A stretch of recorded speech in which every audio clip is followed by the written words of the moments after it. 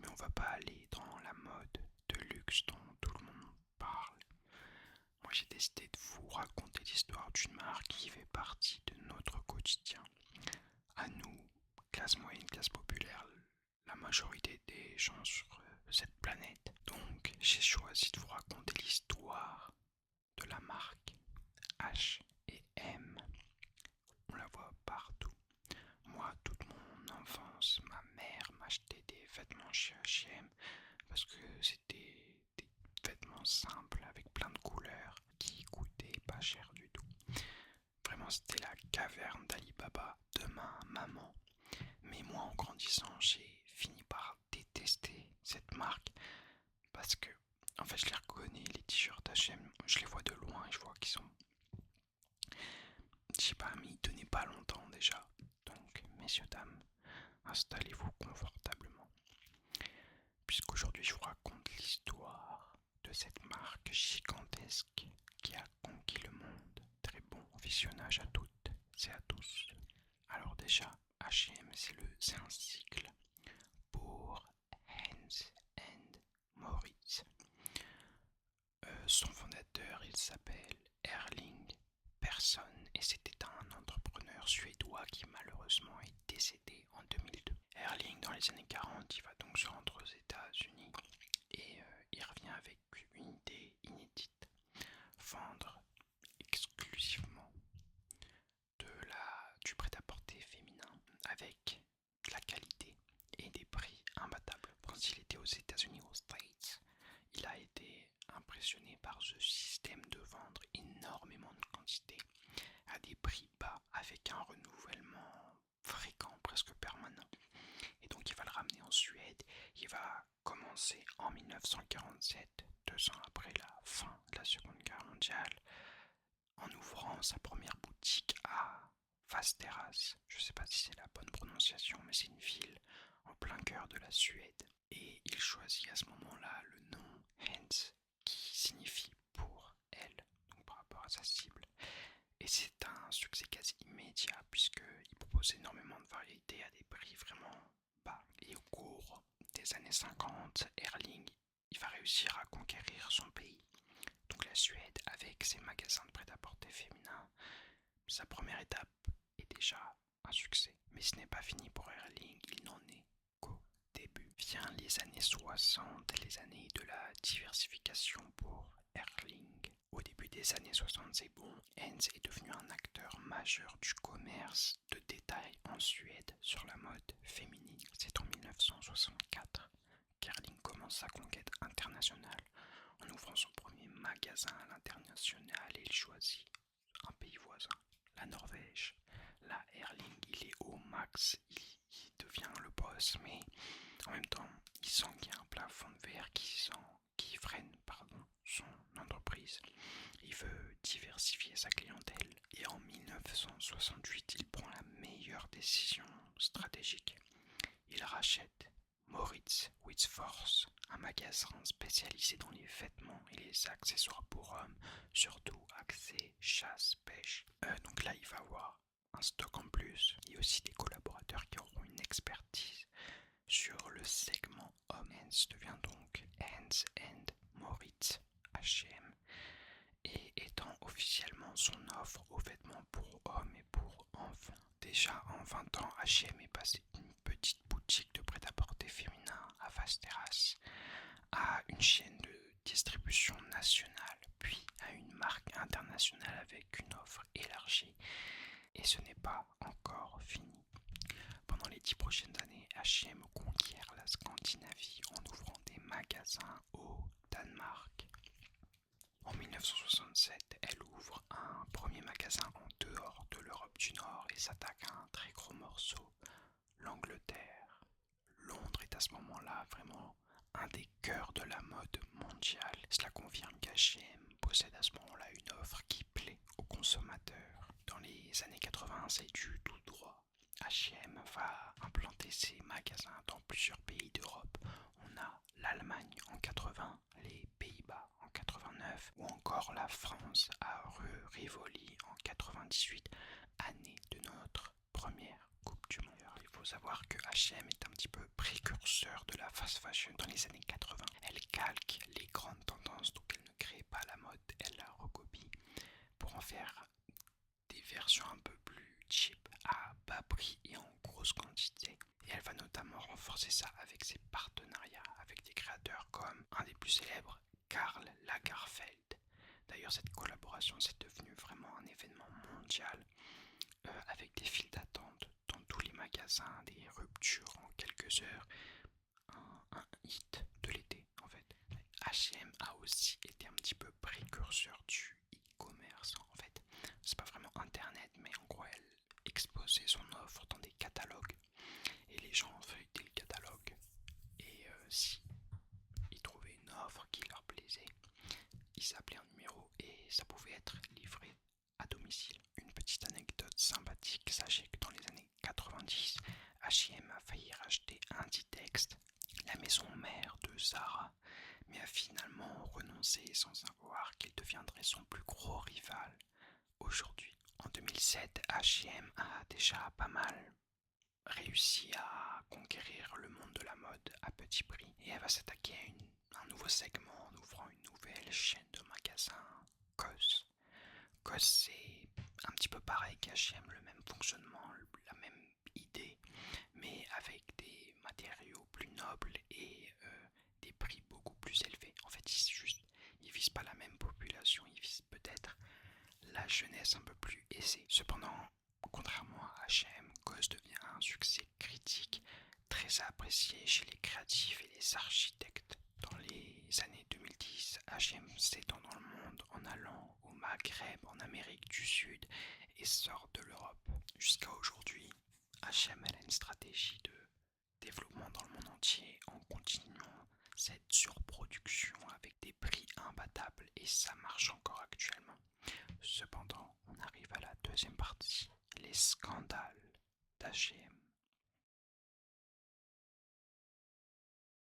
Si l'histoire semble belle et bénéfique pour les consommateurs, en réalité, dans l'ombre de ces activités se cachent des choses bien plus sombres. D'ailleurs, des critiques commencent à naître dès les années 90, puisque H&M est critiqué pour ses pratiques de production. Première critique, ce sont les conditions de travail.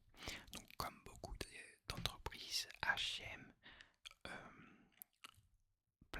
implante ses usines de production dans des pays souvent d'Asie, là où la main d'œuvre est beaucoup moins chère, pour pouvoir produire en masse sans payer trop d'impôts, sans avoir trop de charges. En 2014, Canal+ diffuse un documentaire, Le Monde selon H&M.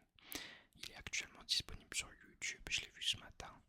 Il est vraiment très bien et on voit vraiment à quel point c'est une vitrine, mais qu'en réalité les cadres savent très bien ce qu'ils font, parce que quand ils se retrouvent face à des questions un petit peu déranchantes, tu les vois un peu paniquer, ne pas vouloir diffuser d'infos et tout. Et c'est vraiment intéressant à voir. En gros, la vidéo dénonce l'exploitation des ouvriers, notamment au Bangladesh, qui travaillent 80 heures par semaine pour un salaire mensuel de 30 euros. Tout ça dans des bâtiments non sécurisés. En 2013, on a un effondrement du Rana Plaza qui a fait plus de 1000 morts. Donc dites-vous, un collège-lycée d'une ville pas mal, en un claquement de doigts, juste parce que les bâtiments n'étaient pas assez sécurisés. Il collaborait avec un homme d'affaires douteux qui s'appelait Mohamed Al-Hamoudi, qui a expulsé des villageois pour pouvoir créer une zone d'agriculture. Donc il y a pas mal de scandales qui sont autour de ces pratiques. En 2020, ils sont aussi accusés, comme beaucoup d'autres entreprises, de profiter des conditions des Ouïghours en Chine pour produire leur stock. Ensuite, on a les critiques des produits douteux retrouvés dans les vêtements. En gros, une étude d'ONG a révélé que la composition des vêtements H&M détenait des résidus pouvant provoquer des cancers et de la stérilité. Ensuite, on a le problème de la pollution, puisque évidemment déjà, dans une société de surconsommation, de la surproduction fait que y en a trop pour les gens. En fait, ils produisent tellement en grosse quantité qu'ils se retrouvent avec énormément d'invendus qui vont rejeter dans la nature. Donc là où on avait des forêts remplies d'animaux, de vie. Maintenant, on se retrouve avec des piles de vêtements entassés qui... Franchement, si on avait ça en France, je pense qu'il y aurait beaucoup plus de réactions, heureusement, entre guillemets, pour eux, ils le font dans des pays un petit peu cachés de nos médias, quoi. Même si c'est quand même bien mis en lumière. Enfin, le dernier scandale, et pas des moindres, c'est les scandales de racisme et de grossophobie. L'un des scandales qui a fait le plus parler sur internet, c'était en 2018. En gros, on a The Weeknd, vous le connaissez, un artiste canadien planétaire qui annonce soudainement la fin de sa collaboration avec H&M. Pourquoi? Parce qu'il a vu sur leur site internet une publicité d'un enfant noir qui portait un sweat où il était écrit Coolest Monkey in the Jungle. Traduction: le singe le plus cool de la jungle. Là tu te dis mec, en 2018, hein, c'est même... Enfin, c'était il n'y a pas si longtemps que ça, quoi. Plusieurs personnalités vont suivre le mouvement en stoppant leur collaboration, notamment LeBron James. On a aussi eu le scandale de grossophobie avec Karl Lagerfeld qui a déclaré au moment de sa collaboration avec H&M: je ne veux pas que mes vêtements soient portés par des gens gros. Trop le boss lui aussi. Alors, on a parlé de son histoire, on a parlé de ces scandales qui ont vraiment, ces dernières années, mis en péril sa présence internationale. Et qu'est-ce qu'il en est maintenant? Qu'est-ce qui se passe? On a des petits indices. En 2018, H&M a détruit pour 4,3 milliards de dollars de vêtements invendus. Donc ça montre qu'il y a certains changements à propos de la relation entre les consommateurs et la marque. Mais ça reste quand même le groupe H&M, plus de 4000 magasins dans 70 pays. Et chaque année, H&M sort environ 16 à 20 collections contre 2 à 4 pour des magasins classiques. Il y a beaucoup de gens qui dénoncent la fast fashion et ils ont raison. Mais moi, je suis contre le fait de culpabiliser les gens qui achètent de la fast fashion. Parce que dans un monde où tout est cher, où la meilleure qualité est chère, évidemment tu peux pas blâmer des gens qui n'ont pas les moyens d'acheter ce qui est à leur disposition. Moi personnellement, pour vous parler un peu de ma situation, je sais que je fais partie des classes moyennes plus, donc ça veut dire que je suis à l'aise. Je suis pas riche au point d'acheter des choses dont j'ai pas besoin, mais ma famille est capable de m'acheter ce dont on a besoin. Donc ça c'est un avantage fou, c'est une chance folle. Et donc je sais que mon rôle en tant que type de personne qui a les moyens, c'est d'acheter de la qualité, dans le sens où moi j'essaie le plus possible d'acheter un vêtement qui coûte plus cher sur le coup, mais qui va durer beaucoup plus longtemps et dont je vais pas me lasser. Donc j'achète pas des trucs sur des coups de tête, j'achète vraiment les choses dont j'ai besoin, que ce soit en vêtements ou dans le matériel que j'achète. Donc voilà. Après évidemment, c'est plus aux entreprises d'être blâmées et de changer leurs pratiques plutôt que juger les gens qui en achètent parce que tout simplement ils veulent pouvoir s'acheter des choses sans dépasser leur budget. Enfin bref, on s'écarte un petit peu du sujet.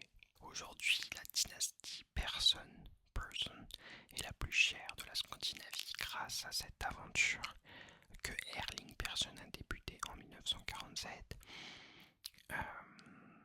C'était une belle initiative. Aujourd'hui, c'est très controversé. On va voir ce que ça donne dans les prochaines années, dans un contexte où une prise de conscience générale fait changer beaucoup de choses. Enfin bref, c'est la fin de cette vidéo. J'espère qu'elle vous a plu. On sort un petit peu des sentiers battus. On parle un petit peu plus de choses engagées, on va dire. C'est pas que du storytelling j'ai bégayé comme jamais, d'œuvres. Et c'est un premier parce que c'est quelque chose qui est hyper présent dans nos vies. Et je sais pas, ça m'intéresse moi de savoir un peu comment tout fonctionne. Et avant de m'intéresser vraiment à la mode, j'ai envie de m'intéresser à ces trucs, ces mastodontes qui font partie de notre vie. Et pourquoi et comment faire pour mieux agir. Enfin bref, je m'écarte, je dis n'importe quoi. C'était Monsieur H pour te relaxer. Dis-moi si la vidéo t'a plu, dis-moi quel style de vidéo tu aimerais que je fasse. Je suis à ton service.